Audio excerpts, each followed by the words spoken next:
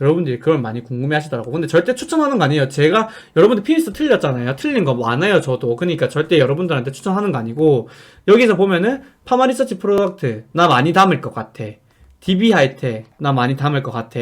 그리고 핌스 자리가 낮아서 많이 담을 것 같아. 이 세 개를 제일 제가 딱 봤을 때 제일 괜찮은 것 같고, 배당 좋아하시는 분들은 여기다가 플러스 미투젠 좋은 것 같아. 이렇게 된다고 보시면 돼요. 근데 이 중에 코로나가 완화되면은 파마 리서치 프로덕트가 1위. 근데 코로나가 완화 안 된다라고 가정했을 때 1위는 DB 하이텍, 1위, 2위, 3위, 4위.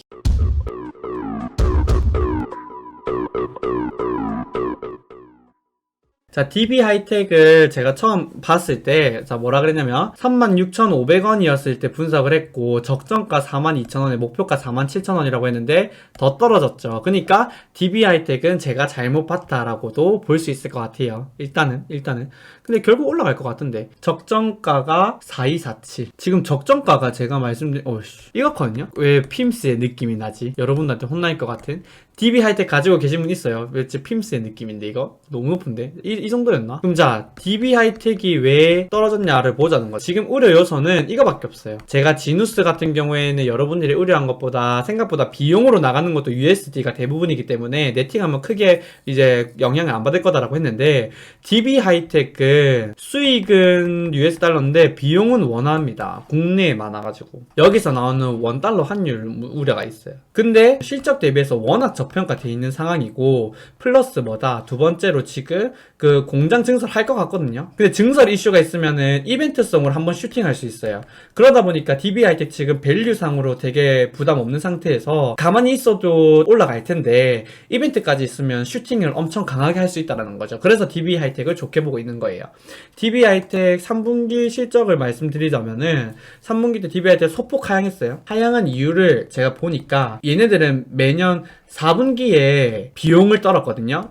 예를 들어 인센티브 같은 거 있잖아요. 그런 일회성 비용을 항상 4분기에 다 떨었는데, 이번에 애널리스트가 분석한 리포트를 보니까 3분기 때부터 분할로 떼어냈다고 합니다. 그러면 4분기 때 실적이 상대적으로 좋을 수 있겠죠. 이 부분은 실적 변동성이라고 하는 게 여러분들 중요하거든요. 실적 변동성이 4분기 때 너무 안 좋아가지고 커지면 이 부분도 할인 요소예요. 디스카운트. 그래서 실적은 하회했지만 이런 요소 때문이고, 그런 이벤트적인 요소를 제하고 나면 실적은 좋았다라고 해요. 가동률은 실질적으로 풀가동 수준입니다. 98%를 넘거든요. 그래서 DB 하이텍은 실적은 부합했고 자리도 매우 낮다. 근데 공장 증설 이벤트가 있으면 한 번 더 슈팅할 거다. 이러니까 제가 봤을 때는 DB 하이텍도 좋다. 이렇게 생각이 듭니다. 대망의 핌스네요. 핌스. 지금 롯데정보통신 많이 안 올라도 6월 기준으로 보자고 했기 때문에 기다려라 그랬었고, 지누스도 안 올랐을 때 인정 안 했죠. 지누스 노이즈 해소되면 올라갈 거니까 기다려라고 했었고, 그렇죠. 그래서 X자 아니다라고 했는데, 지금 핌스는 죄송해요. X. 몇 가지 좀 제가 잘못했던 것들을 캐치를 했어요. 목표가는 23,800원. 저번에 아마 4만원대인가 3만원대였을 거예요. 목표가가 37,000원인가 그랬을 거예요. 이거 이제 잘못했다. 밸류 낮출 거다. 라고 저번 방송 때 말씀드렸고, 원래 목표가를 20배를 줬는데 15배로 낮췄습니다. 적정가는 원래 15배였는데 13배로 낮췄습니다. 이 제가 밸류를 잘못 준 이유가 뭐냐면, 덕산 네오룩스랑 덕산 테코피아를 보면서 OLED 소재 쪽이든 장비 쪽이든 괜찮네라고 하면서 갔단 말이에요. 근데 얘네들을 가지고 제가 좀 피어랑 비교를 하면서 그 영업이익률, 그 다음에 ROE 이런 것들을 가지고 밸류를 줬어요. 시작부터가 잘못됐더라고. 그러면서 어느 한 분이 핌스랑 힘스랑 비교해주세요 했는데, 이 힘스가 완전 핌스랑 똑같더라고요. 그래서 이 핌스의 그 피어는 힘스, 야스 이런 애들이었어야 됐던 것 같아요. 제가 이 부분을 완전 놓쳤습니다. 잘못했어요. 그러다 보니까 제가 아마 13, 15, 20 이렇게 줬나? 아무튼 되게 공격적으로 줬는데 이렇게 줘야 될 것 같아요. 그래서 목표가는 15배로 줬고, 15배로 줬을 때 가격이 23,000원 정도 되더라고요. 그래서 목표가가 좀 조정이 됐습니다. 그래서 목표가는 23,830원이다. 이렇게 봐져지고요. 그래서 지금 그거 이제 밸류 바꾼 걸로 계산하니까 이렇게 나와요. 현재가에 맞춰가지고 밸류 준 거 아니냐 이러면 할 말 없어. 근데 솔직히 틀렸으니까. 근데 얘를 뭐 참고해서 한 건 절대 아니고 그 비교 애들을 바꾸고 밸류를 다시 줬을 때 금액이에요. 그래서 15,700원이 적정가로 나오고 목표가는 22,400원. 그러니까 그때 기준으로 23,000원이 나오고 지금 현재 실적은 어떻게 했냐면 이번에 완전 실적 개떡같이 나왔잖아요. 4억 8억? 그래서 21년도 컨센을 제가 좀 할인을 했어요. 그래서 20년도 컨센이랑 21년도 제가 인위적으로 할인한 컨센을 가지고 왔을 때 목표가가 22,400원 정도 됩니다. 1차적으로는 19,600원이었고요. 2차적으로 22,430원이었어요. 그래서 핌스 같은 경우에 걱정되는 게 뭐였냐면은 이번에 실적이 엄청나게 잘못 나오면서 실적이 최악. 그래서 상장 때문에 그 재무제표를 마사지했나? 이런 생각까지 들더라고요. 왜냐면 성장성이 엄청나게 좋았는데 3분기 되자마자 이번에 나온 실적이 엄청나게 망가져서 나왔습니다. 근데 여기서 보니까 전분기 대비해서 QOQ로 보면 그런데 YOY로 보자, 전년 동기 대비해서 한번 보자라고 해서 봤더니 작년 동기 때 영업이익이 10억이었더라고요. 10억이었는데 여기에 보통 상장하면 상장 비용, 그 다음에 상장하면서 그런 인센도 줄 수 있어요. 인센 지급. 그래서 이런 일회성 판관 비용이 커지면서 판관비가 올라갔더라고. 판관비가 올라가면서 영업이익이 작년도랑 비슷했는데 좀 실적이 좀 더 잘 안 나왔나? 좋게 보면. 지금 이미 핌스는 애증의 종목이고 계속 좋게 보려고 하는 것 같아요. 지금 심리적으로 좀 치우쳤어. 이러면 안 되는데. 아무튼 그래서 그 3분기 실적이 지금 그냥 수치로 4억인지 8억인지 계속 생각이 안 나는데 이렇게 나온 게 개최악이라고 생각은 할 수 있지만 작년 동기, 그러니까 전년 동기 대비해가지고 그냥 비슷한 수준이네라고 봐도 될 것 같아요. 그러니까 4분기 실적이 잘 나오면 충분히 이 컨센이 엉망진창인 건 아니다라고 말씀드리고 싶었던 거고, 그 힐러홀딩스 분석할 때 아큐시네트를 봤던 것처럼 핌스를 볼 때는 핌스 자체도 중요하지만 BOE를 많이 봐줘야 될 것 같아요. 그래서 이 부분은 저도 BOE에서 공시한 그런 자료들을 아직 많이 못 봤거든요. 그래서 BOE 쪽을 한번 판단해보고 추후에 한번 더 깊이 있게 핌스는 다뤄가지고 말씀드릴게요. 아무튼 제가 이렇게 말씀을 계속 드리고 우려하고 했지만 19,000원까지는 결국엔 핌스는 갈 것 같아요. 뭐 만원이라고 하시는 분들도 계신 것 같은데 저는 아무튼 만원이라고 하는 데에는 동의하지 않습니다. SL 같은 경우에 보면은 여기 나와 있어요. 여기 보면은 SL이 지금 제가 그 제일 최근에 다른 게 14,838원에서 17,100원이라 그랬는데 과거에 15,300원일 때 했어요. 그리고 지금 현재 가격은 15,600원으로 비슷하네, 밴드 수준에서 놀았네 라고 볼 수 있고요. 차트로 한번 볼게요. 차트로 14,800원에서 17,100원 요 정도. 제가 분석한 날이 이날이에요. 제가 분석한 거 이렇게 막 놀다가 이 정도 밴드에서 딱 놀았죠. 밴드에서. 그래서 그 SL도 말한 게 맞았네, 이렇게 봐주시면 될 것 같고, SL 같은 경우에 3분기 실적이 서프라이즈였습니다.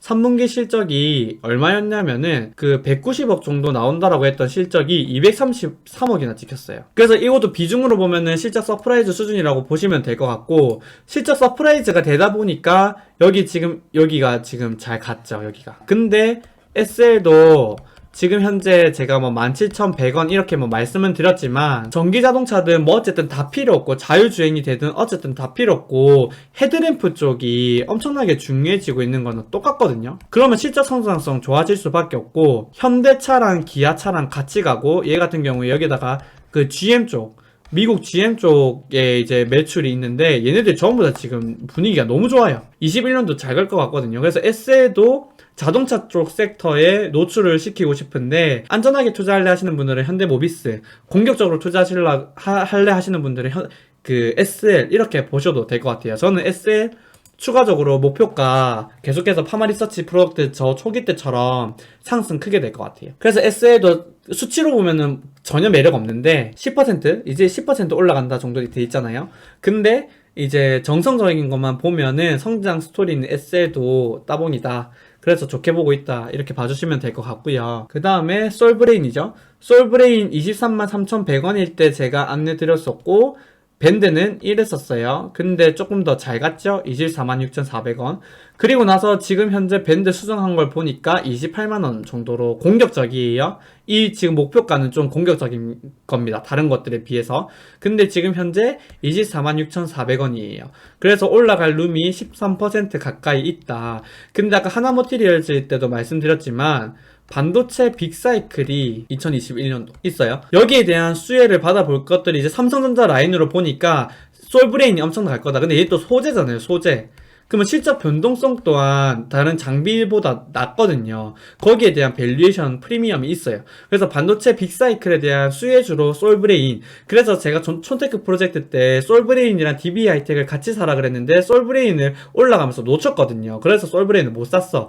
더 이상 지금 이 자리에선 안 살 거고 떨어지면 살까 생각 중인데, 솔브레인도 수치로 봤을 때 13% 정도 플러스지만 중장기적으로 보고 2021년도 말까지 봤을 때는 추가적으로 더 올라갈 수 있다. 3분기 실적이 이번에 그 인적 분할되고 하면서 실적이 솔브레인이 처음으로 나왔는데 컨센서스 대비해서 올라갔고요. 21년도 컨센 또한 상승됐습니다. 그니까 얘 같은 경우에도 주가 측면에서 보면은 이 그 반도체 빅사이클 수혜를 온몸으로 받아들일 거고 올라갈 수밖에 없다. 근데 지금 솔브레인 홀딩스가 있고 밑에 솔브레인이 있는 구조인데 지주회사가 되려면 일정 특정 지분을 받아야 된대요. 그래서 얘네들 뭐 해요? 지금 공개 매수. 근데 여러분들 생각해보세요. 지금 홀딩스가 얘 주식을 사야 되는데 주가를 끌어올릴까? 절대 안 올릴 거예요. 얘네들이 살 거기 때문에 주가가 오를 거다라고 생각하면 절대 안 되고, 솔브레인 홀딩스가 솔브레인 지분을 필요한 만큼 확보하기 전까지는 급등이 어렵다라고 개인적으로 판단하고 있습니다. 단 이렇게 공개 매수가 끝나고 나면 주가는 잘 갈 수 있을 것 같다. DB 하이텍이나 하나머티리얼즈랑 똑같이 아니면 오히려 더 잘 갈 수도 있을 것 같아요. 그래서 솔브레인 홀딩스 공격적인 투자 좋아하시는 분들은 투자하셔도 됩니다. 마지막으로 미투젠 분석할 때 그 당시에 지금 29,700원에서 33,400원이 밴드인데 28,400원이었어요. 근데 뭐 했다? 27,750원으로 더 내려왔어요. 얘가 지금 미투젠이 카지노 쪽 기업인데 게임 업체고요. 다들 아시죠? 게임 업체인데 완전 고배당이에요. 고배당주. 12월 지켜보고 있습니다. 고배당주가 막 각광받으면서 이 미투젠 가격이 잘 갈 수 있을 거다. 미투젠이 잘 가면 그 주가 차익으로도 평가 차익으로도 수익을 보고 그 다음에 높은 배당 수익도 볼 수 있기 때문에 이 미투젠에 대한 투자도 괜찮지 않나? 라고 볼 수 있을 것 같고요. 미투젠이 좀 떨어졌잖아요. 이 떨어진 이유를 보면은 3분기 실적이 좀 많이 하회했습니다. 3분기 실적이 보니까 111억 나온다고 했는데 96억 정도 나왔어요. 그래서 좀 소폭 하회했거든요. 근데 이것도 보니까 제가 핌스 때 말씀드린 것처럼 상장 비용이라던가 인센티브를 준 거에 대한 일회성 비용을 좀 지급을 하다 보니까 이 부분에 대해서 실적이 좀 안 좋게 나왔다라고 말하고 있어요. 근데 이게 유의미한 수준은 아니잖아요. 실적 쇼크 절대 아니고, 배당 보면 12월에 잘 갈 것 같다. 한번 지켜보자. 미투젠. 그리고 지금 현재 기준으로 밸류에이션을 했을 때 그것도 보면은 지금 미투젠이 여러분들 적정가 기준이 상승룸 1이라 그랬는데 적정가 기준보다도 낮아요. 2.94%.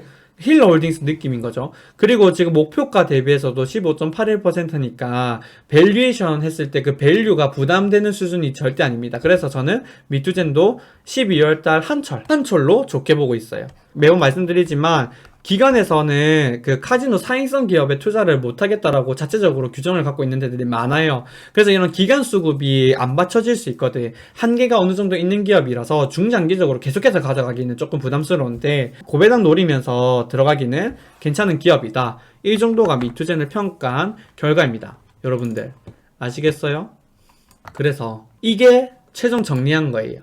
이게 최종 정리. 보수적인 투자자는 이걸 보시면서 파마 리서치 프로덕트, DB 하이텍, 미투젠 정도가 괜찮네. 그러면서 여기 보시면은 목표가는 이렇게 됐을 때 파마 리서치 프로덕트가 괜찮겠다 하면서 선택을 할 수 있는 부분이거든요. 근데 이제 이 공격적인 투자자는 이거는 거의 안 보실 거고, 대부분 높은 것들 보니까 파마 리서치 프로덕트, 하나머티리얼즈, 핌스 정도네 라고 볼 수 있잖아요. 그럼 이거 빼야겠다. 얘 빼고 이 정도네. 그러면은 핌스, DB 하이텍, 파마 리서치 프로덕트가 될 수 있어요.